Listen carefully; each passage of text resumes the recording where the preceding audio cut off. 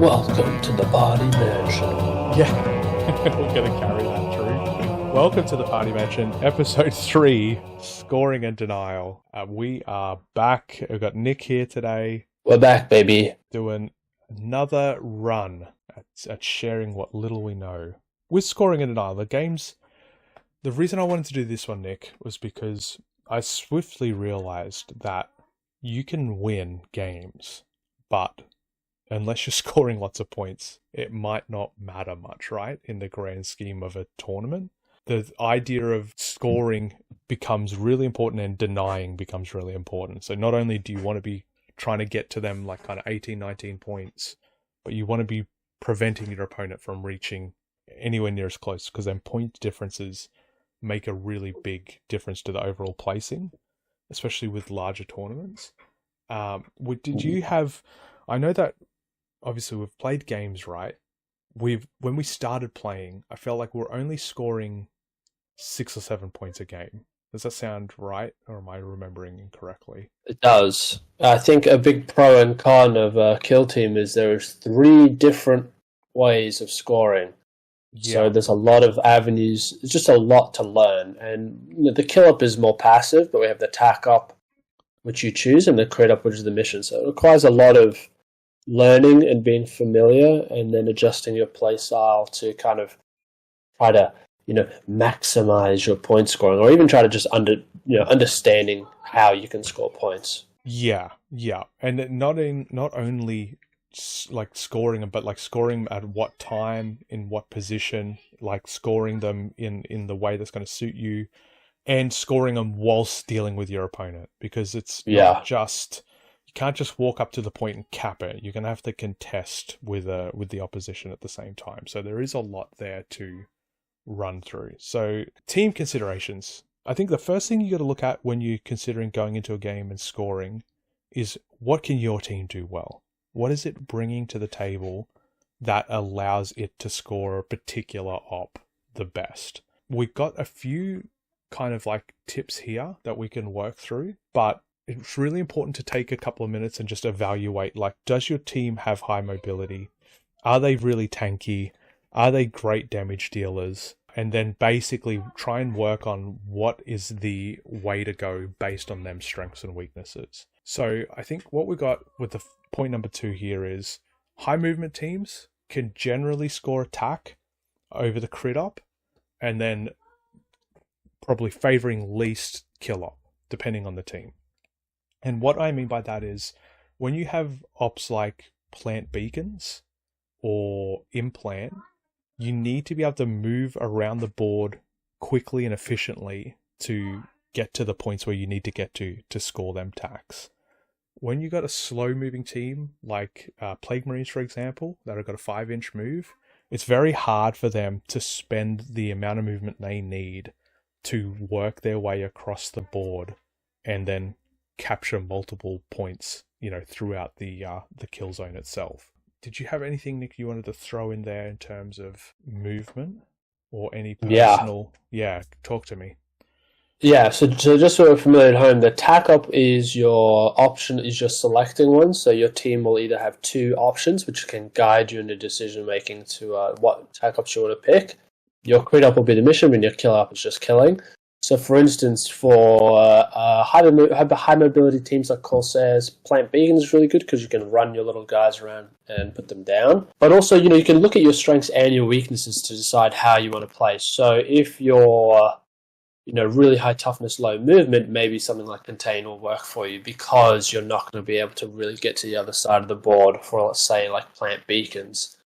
So, also look to what you possibly can't score. And also, even if we say XYZ, do this with this team, if you're just good with it, if you like to do that type of stuff for your attack up, then just go for it. 100%. So this is not definitive how you must do it. Obviously, this is just we've been thinking about, or how I've been thinking about things. Where I've been playing a lot of higher attack. The higher attack don't do certain things very well, and they do other things a little bit better. So it's kind of like, I want to try and maximize my points on 2 of the ops per game. So kill and tack, or tack and crit, or kill and crit. And so the idea is like, okay, what are the strengths and weaknesses? Who am I going against? When I played the Mandrakes, for example, the Mandrakes had the mobility to just score the crit and the attack without any real input from me being able to stop them due to my mobility. So it's very much like picking your strengths and building around that in terms of your decision making. Higher wounds and higher armor teams, like let's say Plague Marines again, we'll pick on them this episode, I guess. They can waddle out to a crit marker and just sit there and kind of take a few hits, and it's not going to bother them as much as an elf team, for example, or a horde team who's going to lose. Yeah, some tankiness. Yeah. So in that scenario, like the elves might not want to sit on a crit point due to the fact that they might get blown off the board. So if you're playing elites into that, then you should take the initiative there to try and get to that point, I guess, and contest it more heavily. And then make sure you're kind of taking the primary to support that. So you definitely want to have a attack that you think you're going to aim towards for the primary, because it is worth an additional 3 points, I believe, if you can score the 6. The other option is, which is very risky, is tabling your opponent gives you a turning point or two free to just score as many points as you want.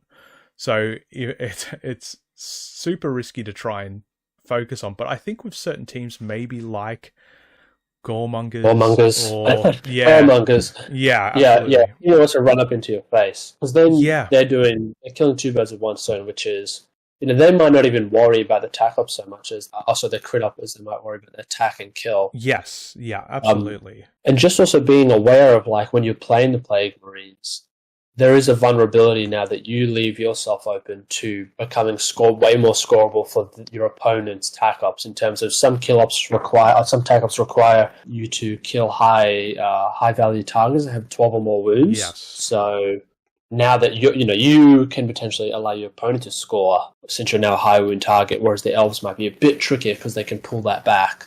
That's definitely a great point. That kind of ties in with point 5 there, where it's like if the opponent's making a decision. So if you're running Plague Marines, for example, and they've got recon and they can take confirmed kill and they can just pick your guys off and score 2 tack every single turn, then you might want to take kill and deliberately position yourself so they don't get a chance to kill you. And that way you'll be up in the kill op, you're denying them their tack op, and then hopefully you can finish with your tack or your crit to get them extra points to make the difference there. So it's definitely worth considering both yours and your opponent's choices, and then trying to pick something that suits the game plan going into that opponent. So definitely, like, once again, higher attack. If I'm going against someone who has the high wounds, I'm taking confirmed kill because I've got pretty good shooting. I can down a 14 wound model quite effectively, and that guarantees me 2 tack. I've only got to do that once for 3 turning points, which means I can play pretty safe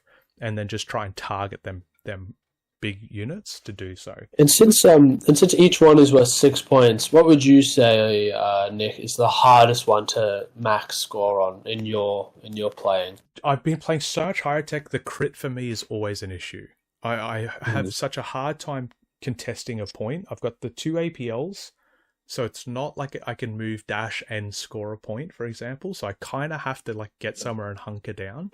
Generally, the crit points are pretty open. So I've had a really hard time doing that. So my whole focus has been on the kill and the tack primarily for the last couple of games. Yeah, I'd recommend that to new players as well. Like, the crit is, I think, especially for newer players, the crit is going to be the hardest to score on. Just because you really need to understand what the mission's asking you to do, and then also what the map is asking you to do. 2 complementary things that you really have to understand to be able to max out your scores on crit, which is what is the map doing and what is the mission doing. And some of the missions can be pretty wordy. Absolutely. The other thing is that the crit op requires you to have 3 models generally, at least, in 3 different areas of the map, which means your team's pretty split up. So unless you're very good at position and be concealed and all them kinds of things, it's very hard to have your team that split and maintain control of 3 individual points. And when you're new, that feels almost impossible. So focusing on the kill and the tack just means that you can keep your team together, You can have them support each other the way you can throw superior numbers at the enemy if they're going for the crit. So don't feel like, just because the crit's not getting scored that it's a waste. Just take your time and focus on what you need to do. And if they see that opportunity to go for the crit, then that might play into your hands even. So that's definitely something that, we'll flesh out more as we go, I guess. So opponent considerations. What does your opponent's team want to do? So touching back on the Plague Marines, which we discussed just previously, do they want to just waddle out and take crit points? Do they have I think they've got security and seek and destroy, which I believe is so like... I'll double check. Yeah, so the security is all about not having models on their side of the field, and the seek and destroy is all about getting your models to the other side of the field, if that makes sense. So the Plague Marines want to deny you their side and get to your side, generally for most of their TAC ops. So if we use them as an example, what can you pick to counter that option? The Plague Marines are going to have to move forward and they're going to contest their area strongly. So that means that taking something along the lines of confirmed kill is probably going to work for you quite well, because they're going to want to have to push up on the midline, if not into your area. And you're going to have to just try and get past them to deny, for example, a contain. Consider what options they've got available to them. It only takes a couple of minutes to read through them. Look at the team that you're playing against. High mobility, low mobility, high wounds, low wounds, high model count, low model count. Have a look at what they can conceivably achieve, especially going into you. So do you have something like high mobility that's going to make it hard for them to take contain? If that's the case, they're probably not going to take it. So you can kind of start to get a bit of a feel for what they may take or what they may not take. Nick, did you have anything you wanted to throw in on that? Yeah, this is where like a bit of the scissors, paper, rocks come in. What Nick mentions, what does the opponent team want to do? So it's one aspect of like understanding what your opponent's team, and that'll just take a lot of time and practice, especially with more eclectic teams and what they can do. But even just looking at their archetypes, so if I see someone has security, turning point, by the end of turning point 2, try to have someone over that mid line to counter contain, because contain is a very easy one to score. Even secure center, right? Yeah, so try to have someone over that center line, just in case, because you don't know until they reveal it. That's where a bit of the scissor, paper, rocks come in. It's anticipating what your opponent's doing. If you can kind of eke out that they're going to do contain or some other type of archetype, then you just kind of have to play around that. But it also just takes time and understanding of what the factions can do. The other thing is to consider the primary op, because it is potentially worth that extra 3 points, and then trying to ensure that you can deny your opponents their primary op. So if you can if you're going into, once again, a team like Plague Marines, you can feel reasonably confident in my mind that they're going to focus on either a crit or attack for their primary, because they're the two that are generally the most taken. So if you want to try and deny them that, then obviously it's going to be a matter of trying to cap them crit points every once in a while, or just stop them from being able to take them. Same with attack, just once again denying them, like Nick just said, with contain, getting a model up at the end of turning point 2, just getting them in that zone so they're unable to score the 2 points and just slow them down. If you're focusing on the same primary up, then that becomes kind of difficult, because with tack it's possible for you both to score max points. With the crit, it becomes a little bit more difficult, because you're kind of sharing points generally if you're both trying to focus on that. And then the kill is swingy in terms of like some teams can do it really well and other teams cannot. Some teams will have a lot of inbuilt mission help, things that allow them to score objectives really easily, because maybe they might be weaker in other areas, whereas other teams don't at all. Absolutely, But going back to that as well, which is like for decision making for my primary op, say I have security. I'm playing a team that has security. I want to take contain against Plague Marines. I feel relatively good about that, because they have 5 inches of movement, and if they're going to come past the middle line, that works for me, because they're putting themselves potentially in a little bit of a vulnerable position, because not all their members are really that good at it. But again, so like they have the Icon Bearer who wants to be on the other side of the team. So if they take the Icon Bearer, they're going to try to come over. So think about that. If it's against their Goremongers, I'm not taking contain. They're going to come so quickly, and that's all they want to do. So it's just like, don't, it's one of those things where it's like, all right, I'm not bothering with contain because it's not going to work. I got to try a different attack and a different primary now. Yeah, absolutely. The number of models makes that also a consideration, right? Where it's like, if there's 5 models, it's easy to deny 5 models, a location, or 6 models, I should say. It's harder for them to deny you because they might potentially have to go into a risky position to do it, and there's a limited amount of models. Whereas, say like a Rattlings guy can just come out and run on an objective and die and stop you from scoring it, and it's a bit different because they got a few more models to work with. Absolutely. And some of them models will be just sacrificial, because if you've got 14 models and you can score 6 points, you can afford to waste 6 models and still be looking pretty good ultimately. Let's say that you've picked something, you're got to the end of turning point 2 and you realize that you're not going to be able to score that primary. How do you pivot then? So ultimately that's where I think really considering your tack op selection becomes really important, because if you pick a tack that's not flexible in what's happening with the game, then or if your opponent has sussed you out type of thing, they're like, oh, you want to contain center? Nope. Yeah. All that stuff. So if your opponent has kind of figured out your game and then countered it early, you'll have to pivot as well. Yes, and pivoting's tough because it's very much like if you've put all your eggs in one basket, it becomes very hard to let that basket go. And you may end up throwing the game by trying to push that further than you should.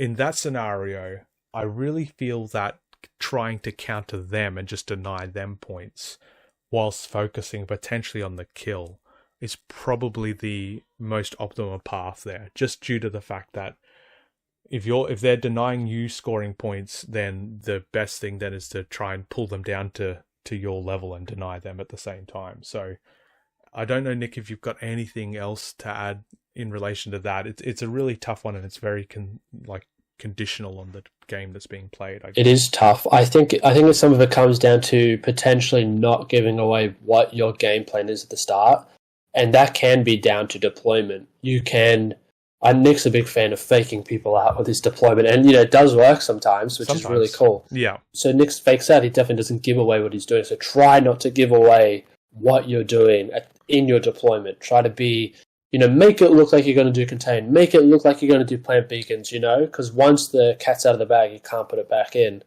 That's right. And also just, we could do a whole episode on it, but there really are not that many tac ops that are viable, and especially easy to score. So you got contain, plant beacons, those are some really good ones. You got confirm kill, secure center. These are all ones that people like to do because they're easy. So until these get balanced, it does minimize. Don't feel like you have to learn every single one. Just learn the best one in each pool. Definitely learn the best one. Also consider if the worst ones can work for you, because it's definitely something where it's don't count them out, especially for a team.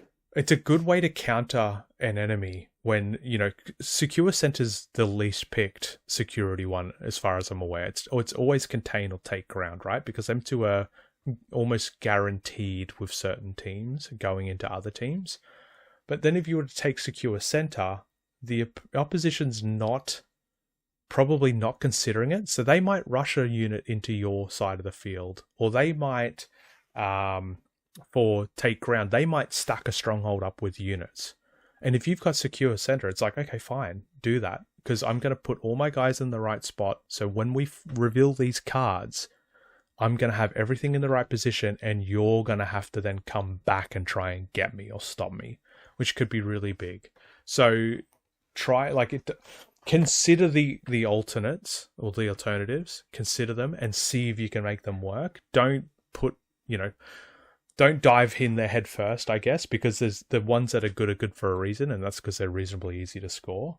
I think some of the security, this is the thing, we don't use them because they just generally seem trash. But that could be the silver lining of them, is that they're not considered by the opponent, which could be huge in particular settings. They might not know how to actually deny that. Yeah, absolutely. Absolutely.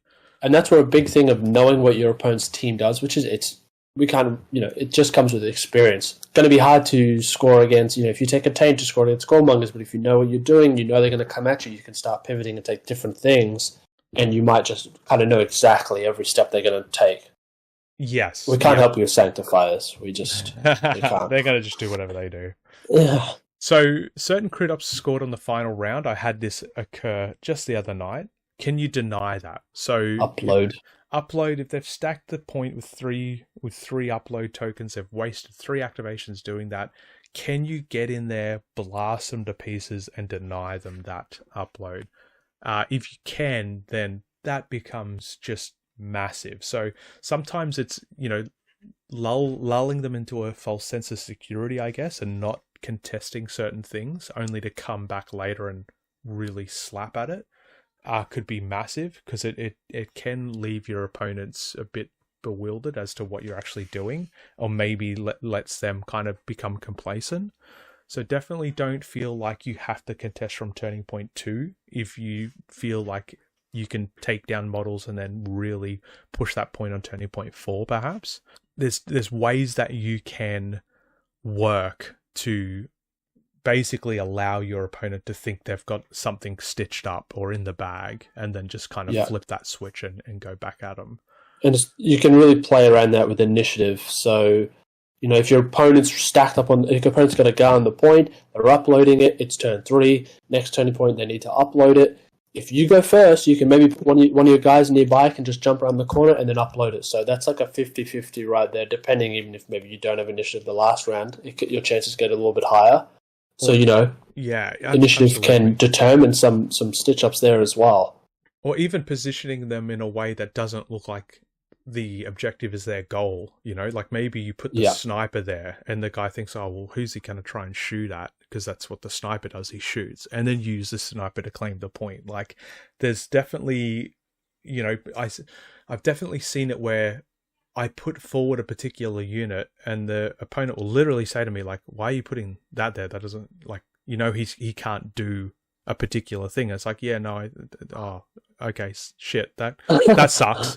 But the reality is you're putting him there because the next turning point you want him to shoot forward and grab something else. He's scheming. Yeah. Diversion, it's that whole art of war thing, right? Where it's like if you're deceptive, you can just get so much more of an advantage if the opponent predicts or has in mind that you're going to do a particular thing. It's such a huge advantage. And that's where picking the primaries and the attacks, they're going to expect certain things, which gives you the freedom then to pick something else and work around it. So definitely, I'm going to put some effort into getting good at the bad tax, and I'm going to try and make it work, because I really think in a tight game that could make a massive difference.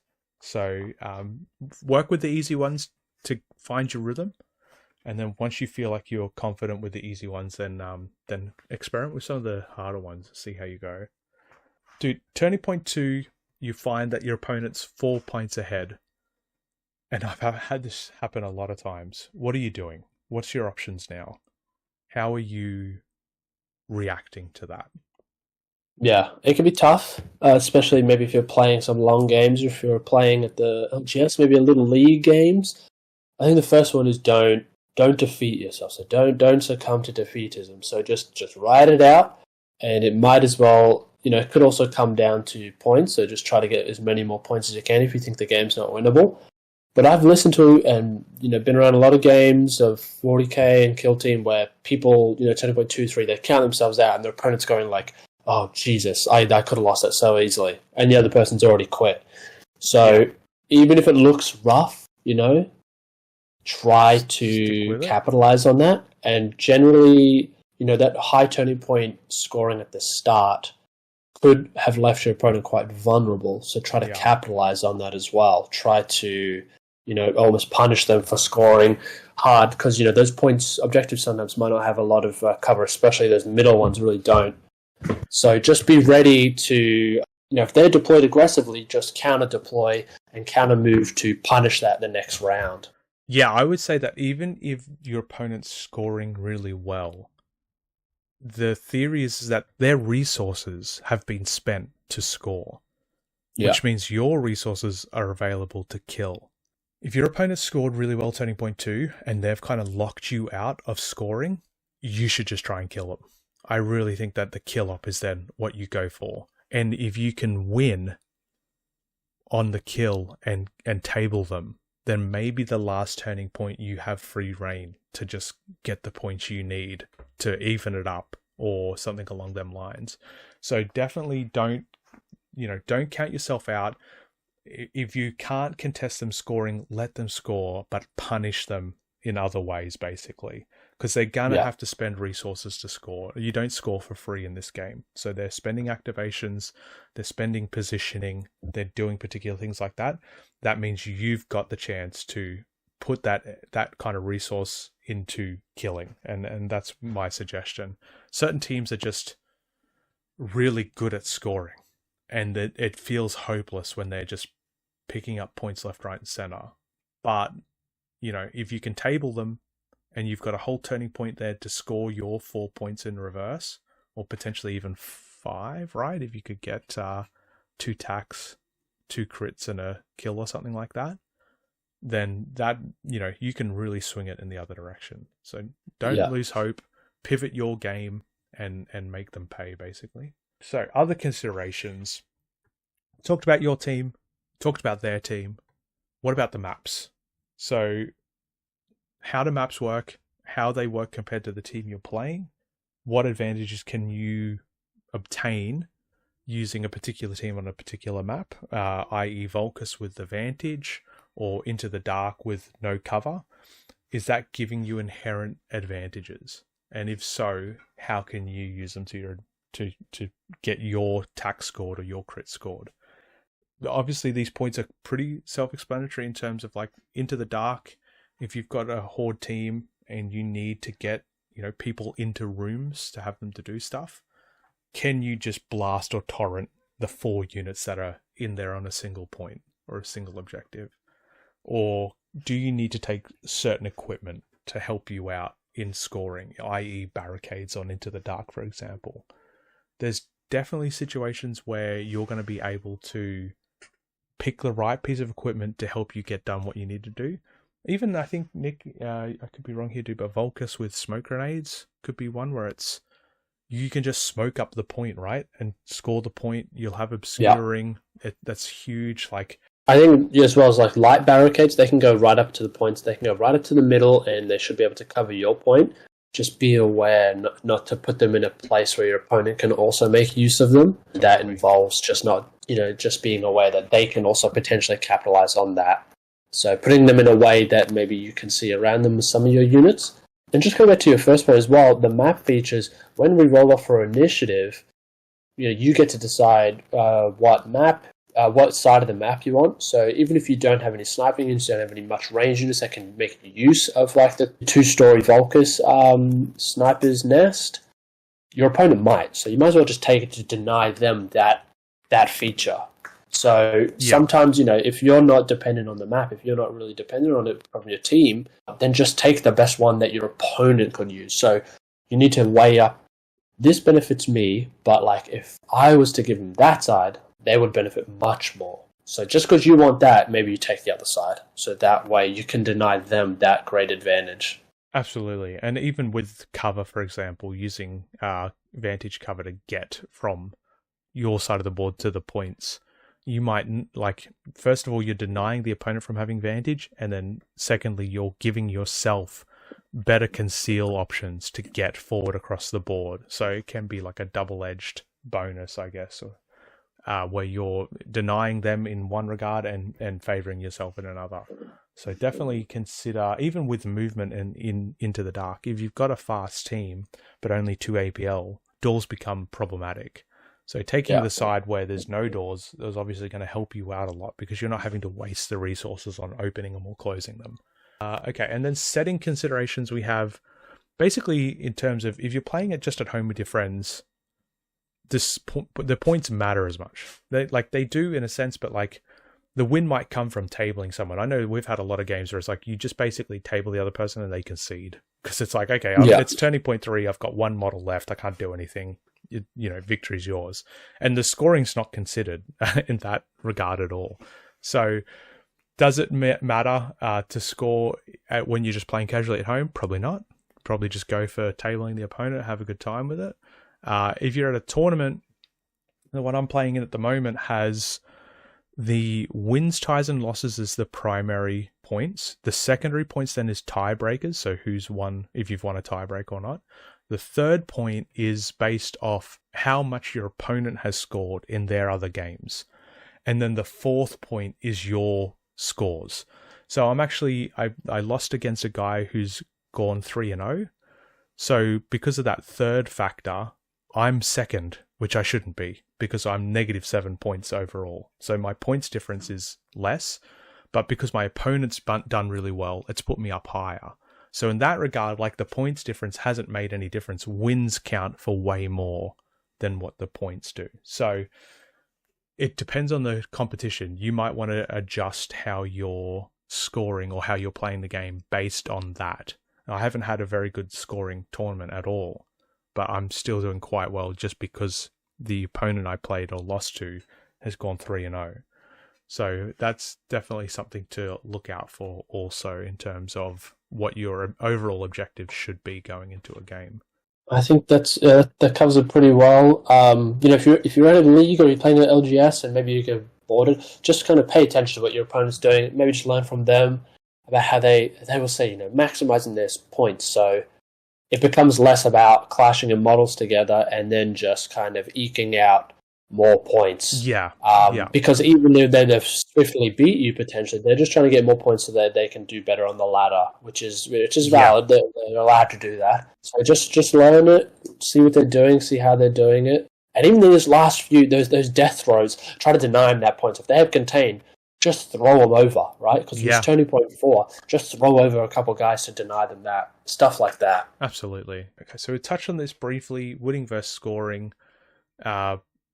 Ultimately, a win is worth more than scoring points. However, the points will make the difference when you're considering if you go 2-1 and someone else goes 2-1 and they've scored way more points than you, or they have a bigger points difference between them and their opponents, then they're probably going to win in a competition setting. So although a win is a win with a victory with 12 points is slightly different than a win with a victory with 18 points. And then once again, that also counts to, was it 12-11 for you and your opponent, or was it like 18-5? Because 18-5, that point difference is just going to look so much better. Try and maximize your own points. Try and deny the opponent their points. If that's not working, I guess go for the table and just see if you can table them and salvage the last turning point. There's options, basically, and you've just got to try and work out what works best for you and your team at the end of the day. We've talked about deny as we go, but here we've got the actual points for deny. So denying the crit op's very straightforward. It's open information. Everyone can see it. Everyone knows what they have to do to get the points. Therefore, you know immediately what you have to do to deny the points. So crit op denial's very simple. You put a sniper in a good position looking at a objective marker, that's great. They're going to be able to just deny people getting there and scoring. You put a couple of brawlers down within charge distance of it. People know that if they go there, it's compromised. So it's easy to put units in the right place, and vice versa. It's easy to score that, and everyone knows where you're at with it, right? TAC op's the hardest one, just because until turning point 2 or until the TAC op scored, it's hidden knowledge. So you might be and you could just be deployed or have positioned quite badly to deny that. And some of them are going to be inherently really difficult, which is why they're hard to deny. Like plant beacons is quite difficult to deny because you just can't screen everywhere, and they get to deploy one in their zone and put one in your zone. So you can't really be everywhere, especially if you're an elite team. You can't be everywhere to deny that, and you're probably putting yourself in a potentially very vulnerable position to stop them from getting a beacon in their zone that's kind of just inherent. They just will get that. Absolutely. It's definitely consider, like we said, try and get familiar with attack ops and what's the most commonly taken, because that's going to be the best way to start to counter that kind of play. Denying the kill op is obviously very easy in terms of just don't get killed. You can deny the kill op by just positioning nicely and playing your own game, it's not going to generally score you points, but it will deny the opposition theirs, especially if they have a killy kind of team and they may have taken the kill up as their primary. That could be kind of huge for the points towards the end of the game there. Yeah, and it's going to be harder. Kill up will be the hardest one to get at 6 points. The kind of more advanced you get, the more you play, because once people realize you're going for the kill up, they can just hold one or two guys really far back. Yeah. Even if they're in a losing position, they can just hold one or two guys really far back and just not let you get the 6 points on kill up. So the higher up you go, the more regarded it is for kill up to get the full 6, because it can be easy for some teams to really just pull back quite hard, and you just cannot get those last 3 points for kill up. Like with the scoring, you can combine kill and tack ops generally to accomplish kind of kill two birds with one stone. So a great example of this is you take the kill up and you take confirmed kill, or you take kill up and you take implant. And it's like you're doing two things at once. You're attacking because of the tack, and then you're killing and confirming the kill because of the because of the attack and because of the kill. So denial's the same, where it's like you can deny the kill and the attack at the same time by keeping your guys alive, especially into particular enemies. So consider the fact that you can do two things at once if you play smart and play around it, especially if you've got an inkling that they might be taking confirmed kill, for example. The other half of denying with tax is just controlling areas of the board, right? Like Nick was saying with plant beacons, there's a particular way plant beacons works where you need to kind of score them in a particular grid-like fashion to maximize and get all 6 points.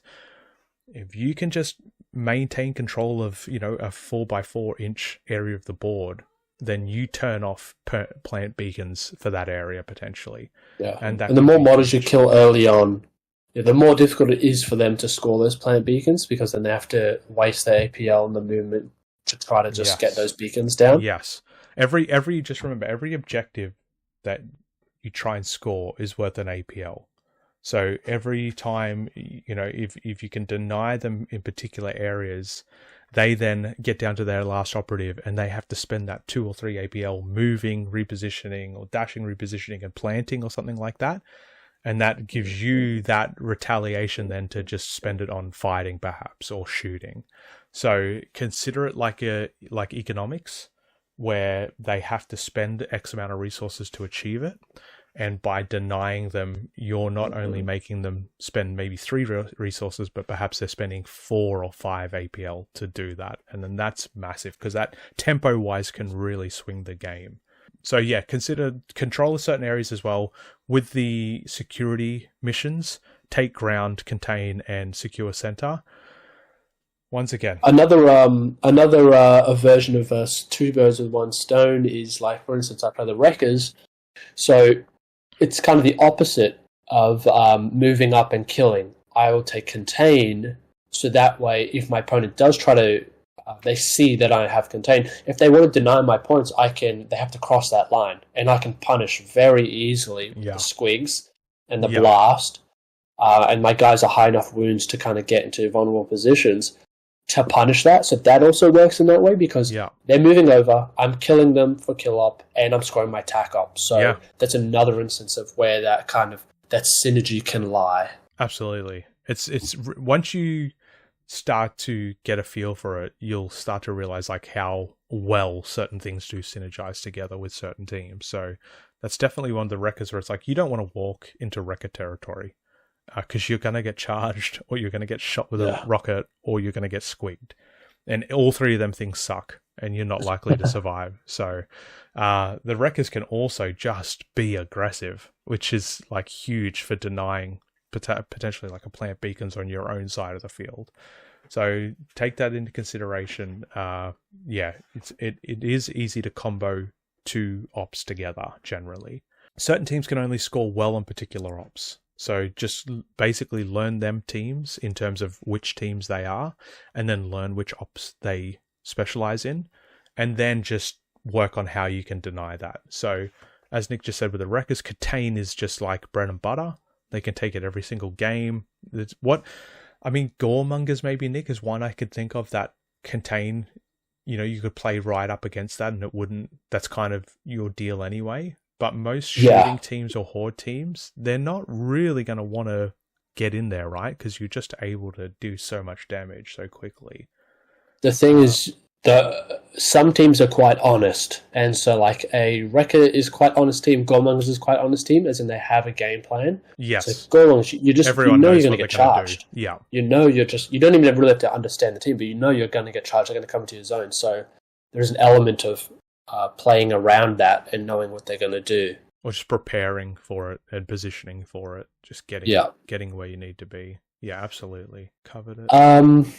I think just experiment with your ops when you're doing your teams. Everyone might say do this off of this team, and you're just not really getting it. But just try some different ops, with friends and stuff like that. You might really like some other ops that aren't as efficient, but just go lend to more your play style. And they can just open them doorways to being like denying the opponent what they believe's going to happen, kind of pulling the wool over their eyes to a degree, which could be huge. I definitely know.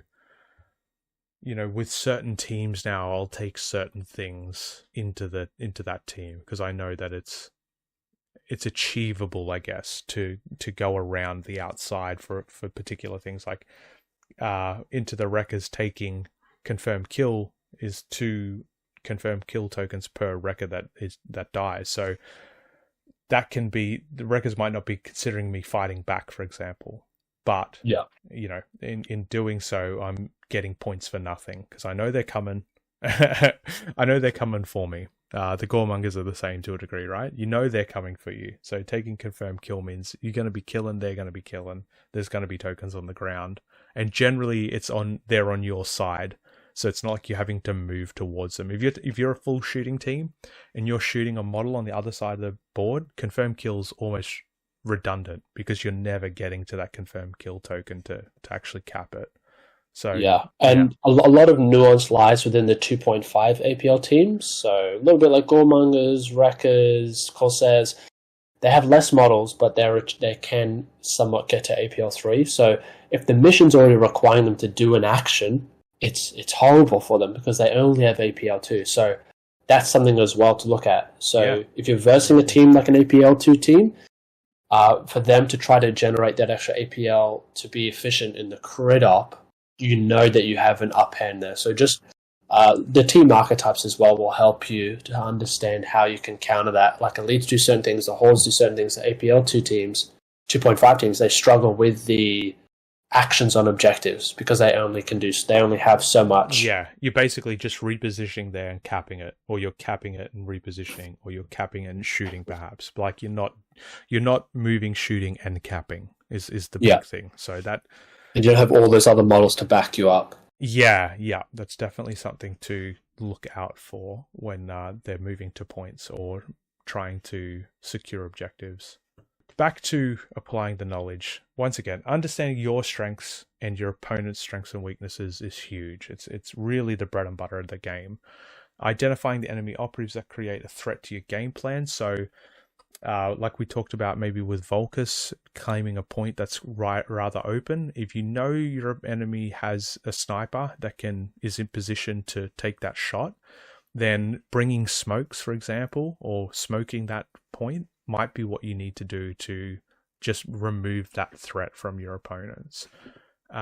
Choose operations that suit your playstyle. So once again, like plant beacons with a highly mobile team, it's kind of bread and butter, right? You're moving a lot anyway. You're able to get to places if you need to. So planting beacons becomes a lot easier than with a slow team. Vice versa, Wreckers or Goremongers with Contain or with Confirm Kill, them kinds of things where it's like they want to kill anyway and they're killing in melee. So the Confirm Kill markers are going to be right at their feet when it comes to the end of the turning point. Try to combo operations so you can achieve multiple objectives at once or in the same area, i.e. confirm kill with a kill up, so you attack and kill, or crit and kill, for example. Try to play your own game rather than playing to counter your opponent. So as much as denial is a big thing, scoring should be the biggest thing, followed by denial. Don't spend your entire time being reactive because at the end of the day, it just puts you a step behind. And unless you can table that opponent, you're going to end up just being a step behind in the scoring and trying to stop them rather than trying to start yourself, kind of thing. Try to avoid popular tack ops to reduce chances of being denied. As we discussed, taking certain tacks is considered just kind of the norm. If you can work around that or select something different, it might just throw your opponent off, and they may waste resources. For example, creating a line so you can't get contain, but you haven't taken contain. You've taken secure center, and you've got a guy right on the midpoint. So certain things like that can throw your opponent off guard and provide you a nice little neat advantage. And then the primary op selection, this is a big thing where it's very easy to select a primary op and then see it all fizzle away in turning point 2 or 3. So you should really try and focus on what can your opponent do with his primary op, and then maybe counter pick in relation to that. So focus on perhaps what you can do well and what your opponent's unlikely to do well. So a great example of this is Higher Attack. Higher Attack can pretty easily win the kill op every time just due to the reanimation. So they're not often getting to turning point 4 with a significant number of models missing. Therefore, if you take the kill up, you're generally gonna win it in terms of the primary, and your opponent's generally unlikely to take it. So there's certain situations there where you can just have that little advantage based on the team and who you're going into. I think it just comes down to once you absorb all the information, it just comes down to play testing a bit. Get used to play your reps. In situations where everything should be kind of within your reasoning, as in if there's a sniper somewhere, you should have that experience a little bit to know, am I one shot dead with this? Is it going to get me wounded? If I obscured, is that going to save me? Can he stop obscuring? And Absolutely. that is difficult. We won't lie. That is difficult because it's a lot of information. But, just understanding the weapon profiles like we've talked about previously and what is a threat to you. So some teams, piercing is not a threat at all. Yeah. You actually have rules to completely negate it. Other teams, it's really, really bad. Yeah. So it's just, getting the playtest in. When you're doing your missions, where can you put yourself in the vulnerable position? How much can you put yourself in the vulnerability? Really figure that out. How much can you push the limits? Yeah. And when does that tip over? So, how much can you get right on the point without obscuring, and maybe without cover, with cover, heavy cover? What does that look like for you? So it just comes down to just getting your reps in and play testing with your team. That's definitely something, Nick, where I was trying to work out how many games I've had with the Higher Attack now, because I've just exclusively played them for the last 6 weeks or so. I think I'm up to between 12 and 15 games, and I'm still learning that. Yeah. So it's definitely it's a lot. If you're playing a game a week, then that's a quarter of your year just done with a particular team. And that's there's nothing bad about that at all in terms of I'm getting better and better with them. It's just that repetition. It's the first time I played them, trying to get the equipment right was enough, let alone the equipment deploys and anything else that's going on. So you want to get to a point where you can have all of the equipment ploys and faction abilities in the back of your mind, and then just be focusing on what's actually happening on the board. And that just comes with a level of understanding that repetition will build. So yeah, 100% agree, Nick. Get the reps in, do your reps. Once you've played that many games as well, you start to understand the other team more, because you're not just focusing on yourself. So you can actually really learn what the other team's doing and how they're doing it, which is huge. So build that confidence, build the reps. 100% agree, dude. That's a great point. And I think that is about it, unless you got anything else, Nick. I'm good. Signing off from the Party Mansion. Party Mansion out. Goodbye, everyone.